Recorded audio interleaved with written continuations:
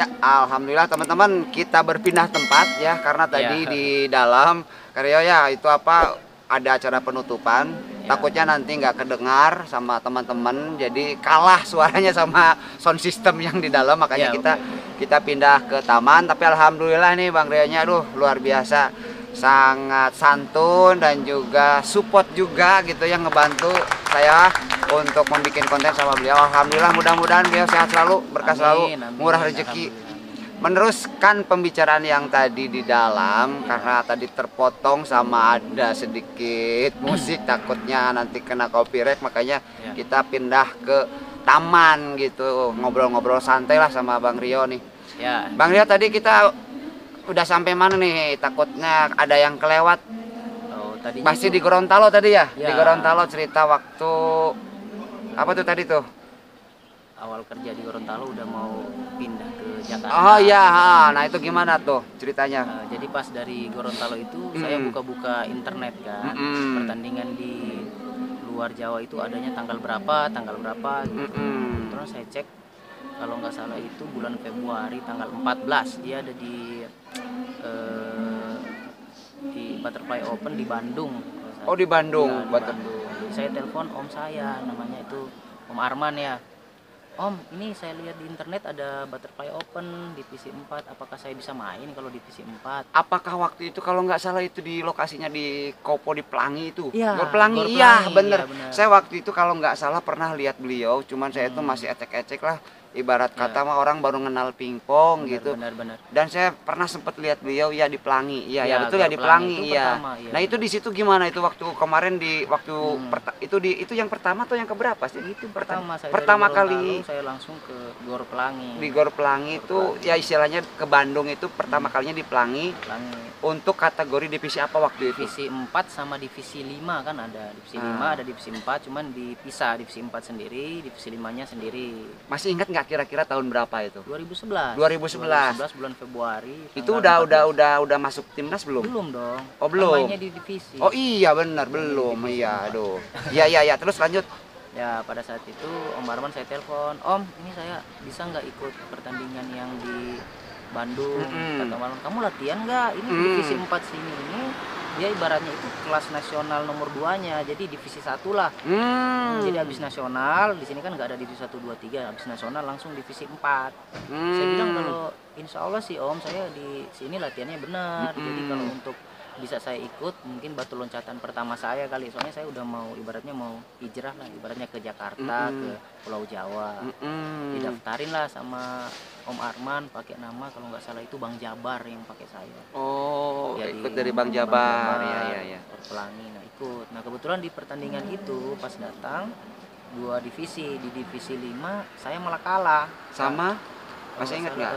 Wahyudi Bogor. Oh, sama orang Bogor ya, Ya, Wahyudi. di Bogor di 16 besar. Tapi di divisi 4-nya malah saya juara. Juara 1. Apa gimana ya? Ya seperti itulah ya, teman-teman. Ya. Kalau pingpong kita kalau ibaratnya masih dalam tahap awal-awal itu kadang ada masih istilah kata orang mah cocok-cocokan bola gitu Iya, ya. benar. Gitu. Tapi kalau udah peringkat nasional mah udah bukan cocokan bola lagi sih, udah lebih ke teknis mungkin ya, ke latihan gitu ya. Betul. Karena waktu itu kita masih boleh dikatakan amatir lah gitu ya. Iya, masih baru-baru. Jadi masih ada cocok-cocok bola. Cocok bolanya benar. Iya. Dan itu di divisi 4 juara. Iya. Final sama siapa tuh? Itu final sama anak Jakarta, dia bawa nama Atamora, Gersa. Gersa. Zaman itu dia lagi di divisi 4-nya lagi juara-juaranya juga. Si Gersa itu. Jadi pas saya datang, alhamdulillahnya bisa menang di final 3-1 skornya. 3-1.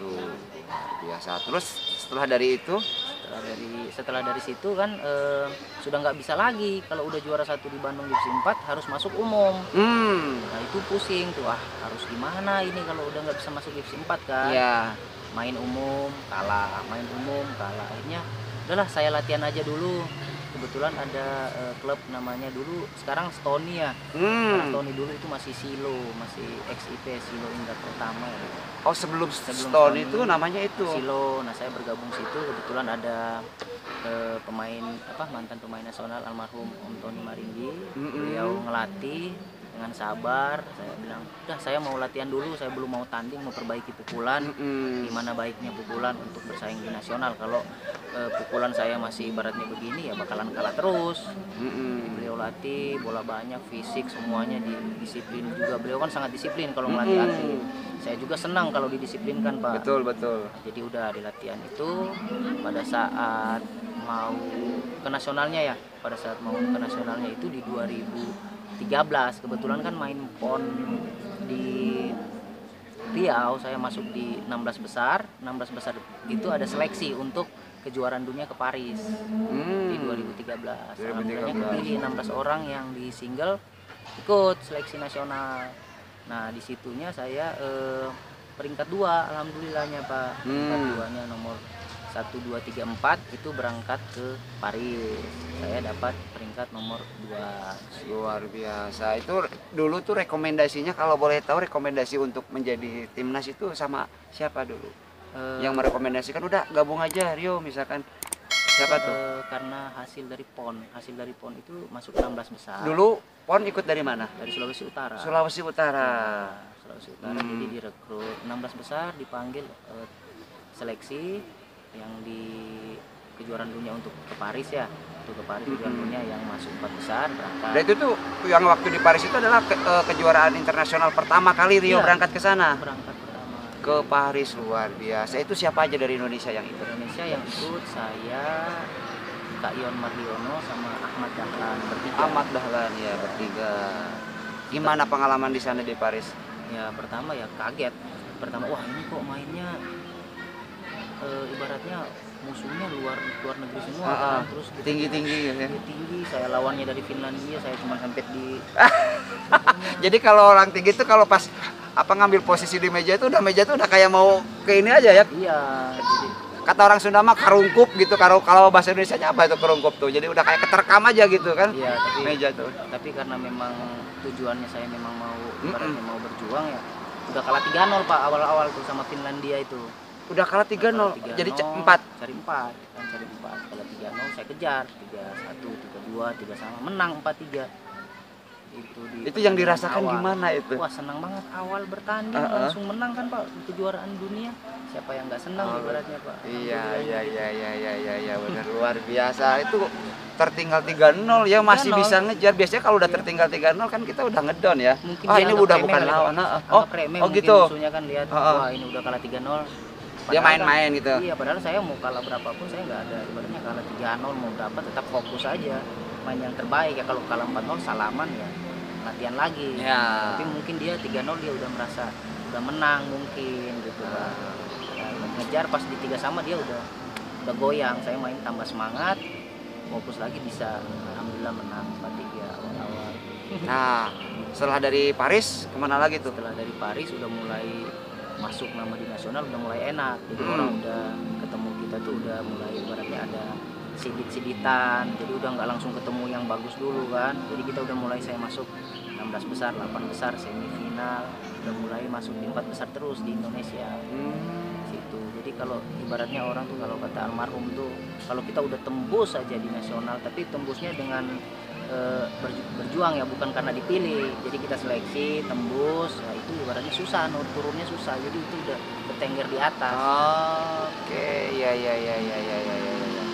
Berarti luar biasa. Nah setelah dari Paris ini pengalaman di luar negeri itu pertandingan kemana aja selain Paris tadi? Paris, habis itu saya kalau di Indonesia itu Filipina, Singapura, Thailand, terus Vietnam. Ada juga kita kalau saya training centernya di Cina juga, training center di Cina ada sekitar 3 bulan. 3 bulan di sana, tapi sebenarnya sih setahun ya, cuman kan ada pulang dulu Indonesia, balik lagi ke sana. Itu waktu training di Cina sempat ketemu sama pemain top Cina dulu? Sempat sih, itu bareng latihan? Enggak bareng latihan sama pemain top Cina kan kita di salah satu klub di ibaratnya divisi 1 sana lah. Ya, jadi habis nasional kan ada divisi. Karena susah kalau ketemu sama pemain. Tapi divisi Cina mah wah udah ngeri. Udah ngeri. divisi Cina wow. Kadang orang kayak kalau orang di Cina itu kayak orang nggak bisa pingpong padahal Iya. Stylenya jago-jago itu Cina itu luar biasa itu. Karena kiblatnya ya.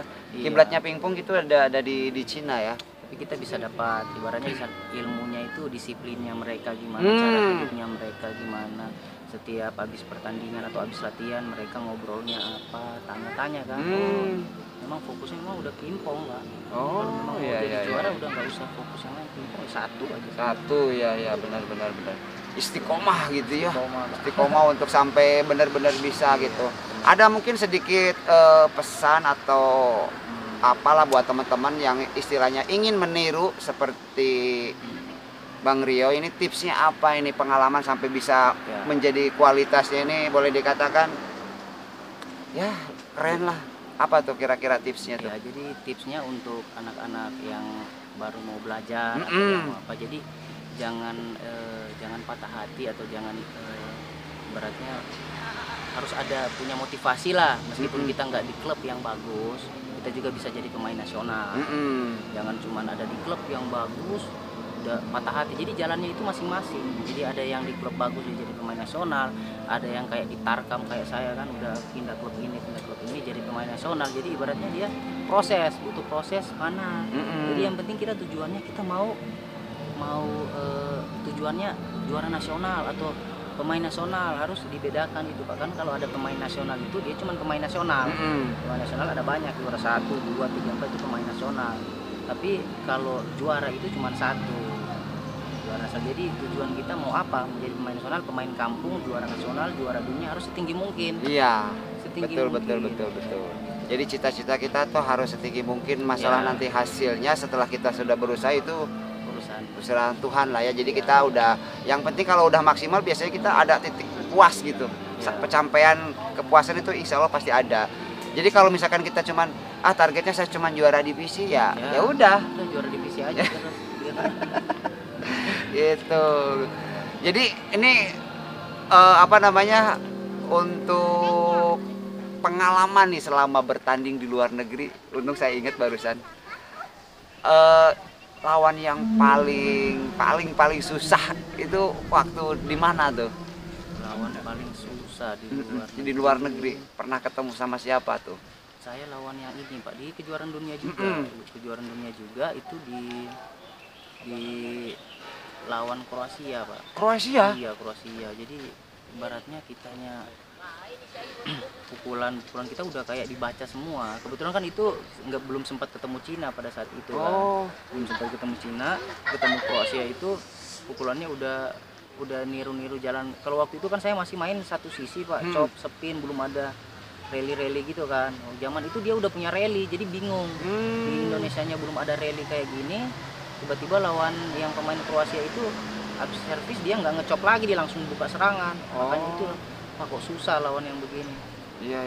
Jadi ibaratnya wah dapat pelajaran baru. Dunia sekarang udah mulai berkembang dari 2000. Iya, karena sekarang sih tenis sekarang, pingpong sekarang boleh dikatakan pukulannya itu variasinya banyak ya. Iya, udah Variasinya udah banyak dulu. depan-depan semua. Jadi waktu ketemu sama Kroasia itu boleh dikatakan kita udah tertinggal teknik mungkin ya. Teknik, waktu Tertinggal itu. teknik ya. Iya. Jadi kita nyerang ke sananya dia udah tahu ya, udah ngebaca.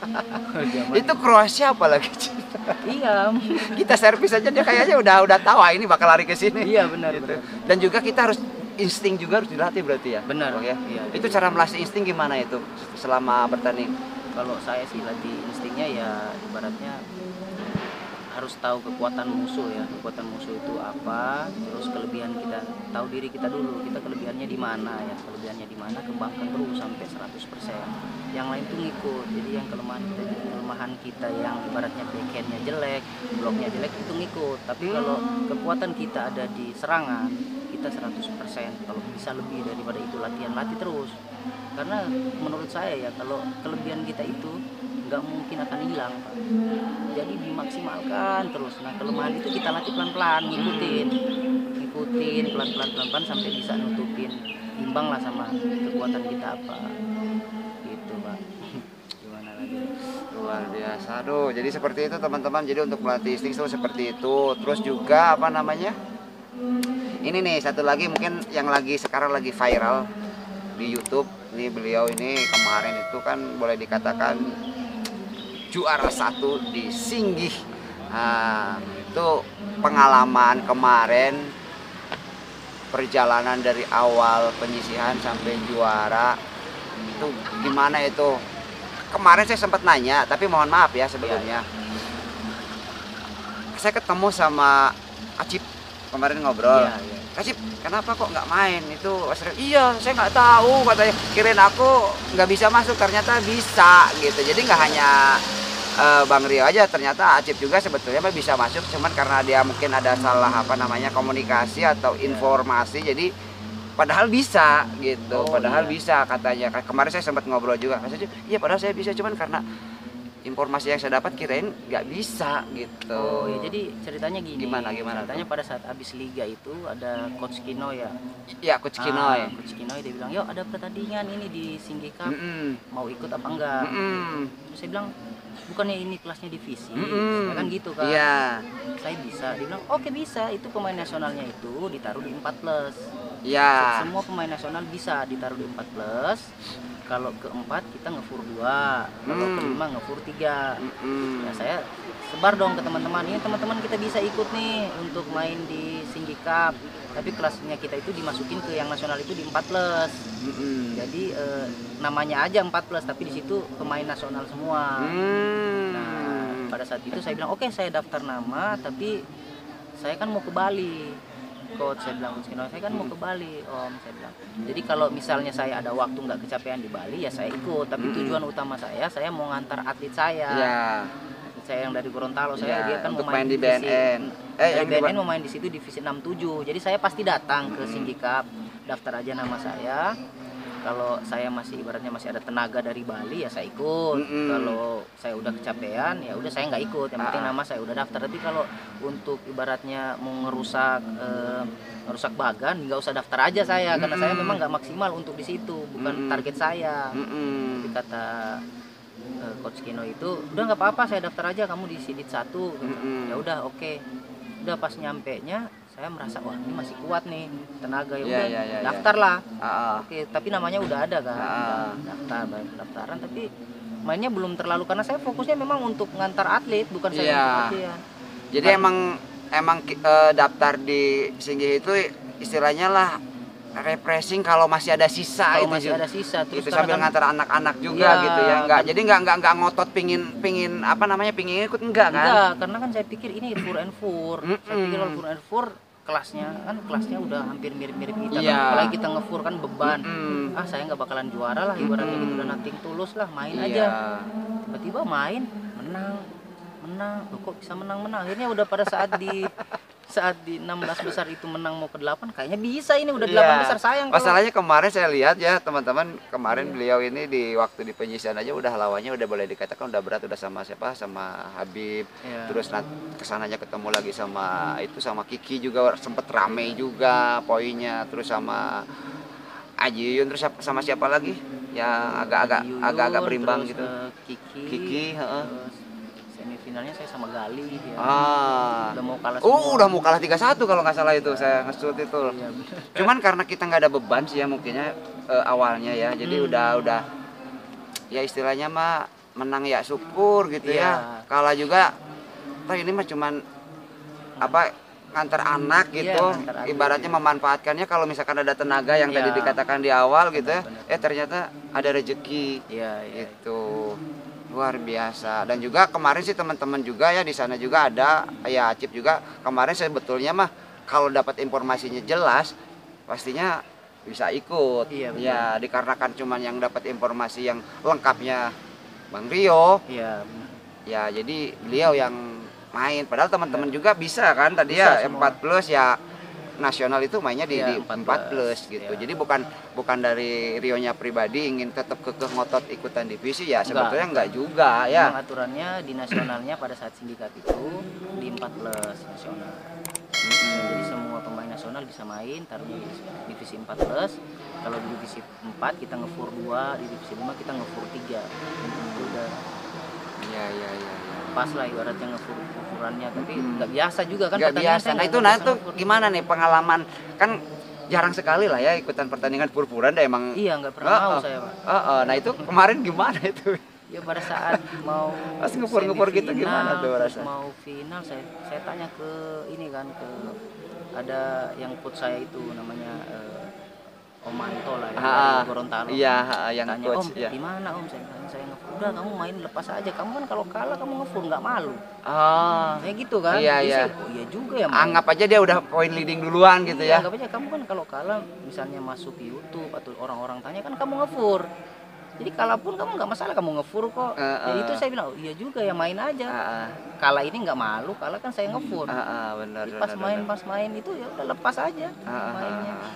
Jadi udah nggak mikir hasil lah ya, udah nggak mikir hasil. Yang penting udah Main aja. main aja. Nah, jadi buat teman-teman nih ada masukan juga nih. Jadi kalau di saat bertanding sebisa mungkin ya nothing tulus. Jadi dia biar nggak ada beban kalau kita target wah saya harus menang sama ini. Tahu-tahu malah jadi kaku main Iya, karena takut kalah yang harusnya disepin tiba dicop. Jadi takut. Iya kan disepin orang ngebloknya wah mental ya. Jadi bener yang kemarin beliau rasakan itu mungkin dari karena tak jarang biasa ngepur kemarin ngepur karena dapat masukan dari siapa tadi pelatih coachnya itu ya. Iya, iya. Jadi itu ngepur nating tulus aja main ya ternyata hasilnya alhamdulillah bisa juara gitu. Kesulitan selama babak awal sampai final itu sama siapa? Yang merasa kayak wah ini kayaknya gua kalah nih. Kira-kira sama siapa tuh? Pak Haji Yuyun sih Pak. Pak Juyun. Iya, itu kan udah ketinggalan jauh kan. Emang waktu itu tertinggal berapa poin? Saya Dua kan set. ngefur 3 ya. Oh, ngepur tiga. Set pertama kalah. Mm-mm. Set keduanya udah ketinggalan 9-3. Set keduanya. Set keduanya udah ketinggalan 9-3. Terus saya pikir oh udahlah 9-3 kalah, kalau kalah 2-0 habis. Udah tiba-tiba mungkin ya rezeki ya Pak Haji Yuyun servisnya nggak masuk lah apa. Wah, Mati-mati sendiri. mati sendiri.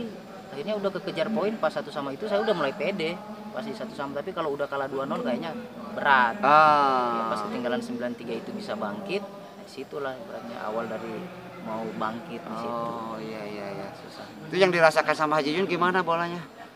Wah susah banget Pak. Itu kan kalau sama dia tuh main 0-0 aja itu saya menangnya susah. Menang susah ya apa ini? Susah. Iya apalagi ini saya ngefur 3 kan gimana bisa. Ya itulah bener. Jadi kalau udah rezeki walaupun ibaratnya mau dihalangin sama apa aja kalau udah rezekinya ya semuanya dipermudah. Tapi tetap rezeki juga harus ada usaha ya. Iya. Usaha gitu. Jadi tetap kita harus optimis. Ya. Karena kalau kita nggak optimis misalkan kayak tadi tertinggal berapa? 9-3. 9-3 kita nggak yakin ya udah kalau udah berat sih ya. Berat. Gitu. Kira-kira apalagi nih ada pesan-pesan atau apa dari Bang Rio sebelum saya tutup bincang-bincang nih, takut ada yang kelewat, kira-kira mau ngasih masukan atau saran atau apa buat teman-teman nih pecinta tenis meja yang di luar sana, silakan.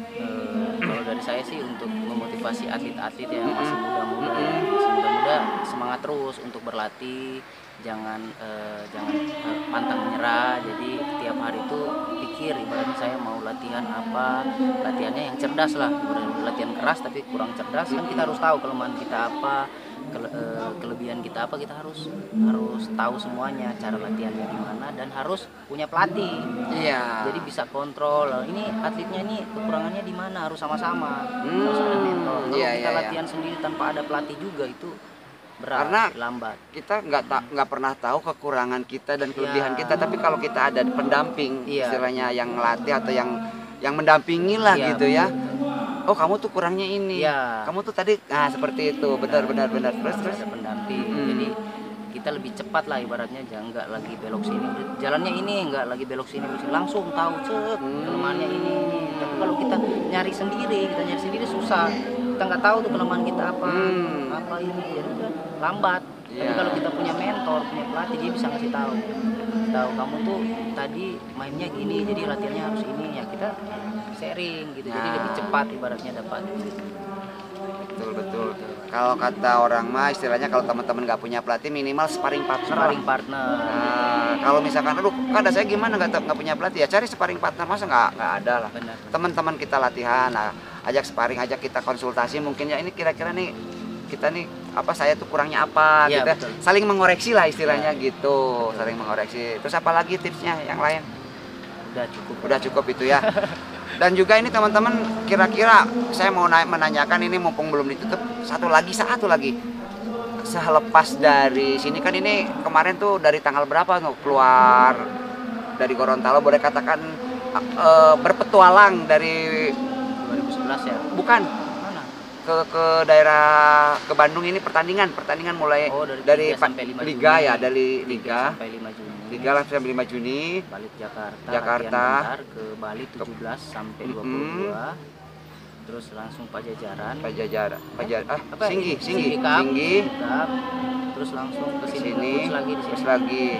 Nah, ini kan karena di Jogja ada pertandingan, kayaknya gimana ini, mau OTW langsung ke Jogja atau Saya gimana? namanya udah didaftar sih, Pak. Udah Di ada. Jogja udah ada daftar, tapi ini kecapean. Capek ya, pasti ya, Saya lelah pasti ya. nggak maksimal main di sana kan. Jadi kayaknya saya rest dulu. Ya, persiapan untuk tanggal 24 sampai 26 itu Super Series.